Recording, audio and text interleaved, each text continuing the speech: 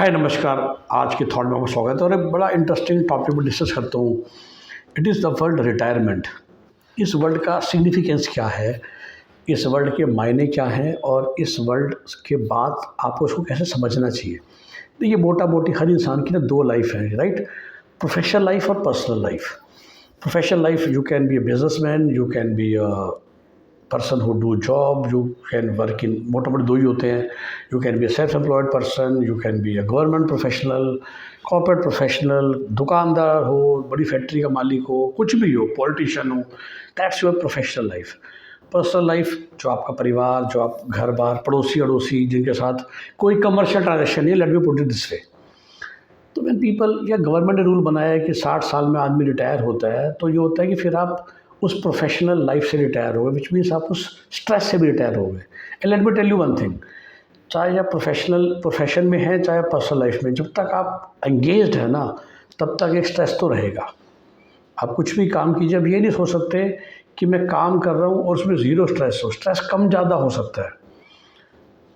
Regularity, discipline, commitment. आप ये नहीं कह सकते कि I M in professional life with zero stress, zero commitment, zero responsibility, zero accountability, zero feedback, zero commitment, zero sincerity. ये possible नहीं है, इज़न्ट इट। हाँ, इंसान ये सोच सकता है कि I want to live a light life, तो मैं इन सब के लेवल नीचे रखूँगा। सिमिलरली पर्सनल लाइफ में भी जब तक आप इन्वॉल्व हैं, आप अपने बच्चे की पढ़ाई की चिंता कर रहे हैं, आप अपने पेरेंट्स की वेलबींग की चिंता कर रहे हैं, अपने ब्रदर सिस्टर्स की वेलबींग की चिंता कर रहे हैं, अड़ोस पड़ोस में, if you are active person, जब भी आप कुछ भी एक्टिव होगे, there would be stress, there would be commitment, there would be responsibility, there would be accountability, there would be something that you need to do. You can not say कि जी मैं personal life में involve तो हूँ पर मुझे कुछ चाहिए नहीं। आप पेरेंट्स की केयर तो करना चाहते हो, लेकिन आपका कोई टाइम का पता ही नहीं है। आप कुछ काम करना चाहते हो, लेकिन you are absolutely not clear कि आप अपनी अवेलेबिलिटी, अपनी कमिटमेंट को ज़रा सा भी सीरियसली ले रहे हो, तो बहुत मुश्किल हो जाएगी। तो व्हेन वी से रिटायर ना, आई वुड ऑलवेज से कि it's a binary thing. Please, अगर आप स्ट्रेस ले ही रहे हो, कमिटमेंट कर ही रहे हो, तो then you are still active. तो फिर ये पहले क्लियर सोचिए कि भाई रिटायरमेंट का मतलब ये होता है कि फिर आप उन सब चीज़ों से दूर हो गए। तो आप, कोई बंदा कहता है मैं प्रोफेशनली रिटायर हो रहा हूँ, तो फिर बिल्कुल घर बैठिए, अखबार पढ़िए, अपने घर के पार्क में सैर कीजिए, घूमते रहिए, क्लब में जाइए अगर पैसा है, और बिल्कुल फ्रेश फ्री होके बैडमिंटन खेलिए, लॉन टेनिस खेलिए, वॉक्स पे जाइए, पहाड़ों पे घूमने जाइए विद ज़ीरो कमिटमेंट, जैसा मैंने कहा, zero responsibility, zero accountability, then you have retired from professional life. But what is not possible, please understand कि भाई आप कुछ काम कर रहे हैं, लेकिन आप तो लाइटली ले रहे हैं, पर जो दूसरा बंदा है जो आपके साथ एंगेज है, वो तो लाइटली नहीं ले रहा ना। So is personal life. आप बहुत कैजुअल हो चुके हैं, पर जो सामने वाला है जिसके साथ आपका रिलेशन है, वो तो उतना कैजुअल नहीं है ना, वो तो सीरियस है। उसका सीरियसनेस का लेवल भी बहुत डिफरेंट हो सकता है, बहुत ज़्यादा हो सकता है, वहाँ पर मिसमैच हो सकता है। बट ज़ीरो वन तो नहीं हो सकता ना, कि भैया आप तो बिल्कुल ही ज़ीरो पे खड़े हो। फिर ज़ीरो पे खड़े हो तो भाई, जैसे बोलते हैं, अपने आप में रहो, अपने साथ रहो, और दूसरों में फिर इन्वॉल्व मत होइए, बिकॉज दूसरे वाला बंदा तो ज़ीरो पे नहीं खड़ा ना, इन टर्म्स ऑफ आप उसे अकाउंटेबिलिटी वर्ड दीजिए, रिस्पॉन्सिबिलिटी दीजिए, कमिटमेंट दीजिए, स्ट्रेस दीजिए। तो प्लीज़ अंडरस्टैंड कि this world has a very big significance.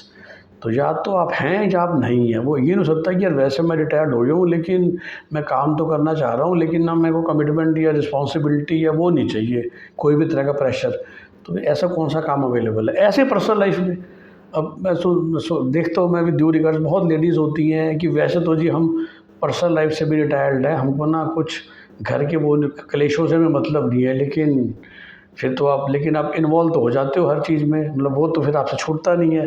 या तो फिर आप बिल्कुल अपने आप को दूर कर लीजिए ना, कि और कहीं, जैसे बोलते हैं ना, कि चाहे घर में, चाहे बाहर, चाहे वृंदावन जाके फिर आप शांति से भगवान का भजन कीजिए, जैसा मैंने कहा, just do social service. Both things together is not possible. कि भाई वैसे कोई कमिटमेंट नहीं चाहिए, वैसे कोई रिस्पॉन्सिबिलिटी नहीं चाहिए, अकाउंटेबिलिटी नहीं चाहिए, पर वैसे मैं रिटायर्ड हूँ, तो और नहीं वैसे मैं इन्वॉल्व हूँ। तो या तो इन्वॉल्वमेंट रखिए या मत रखिए, बीच का काम नहीं हो सकता है कि हाफ कमिटमेंट और half responsibility is not possible, right. तो प्लीज़ इस बात का ध्यान रखिए।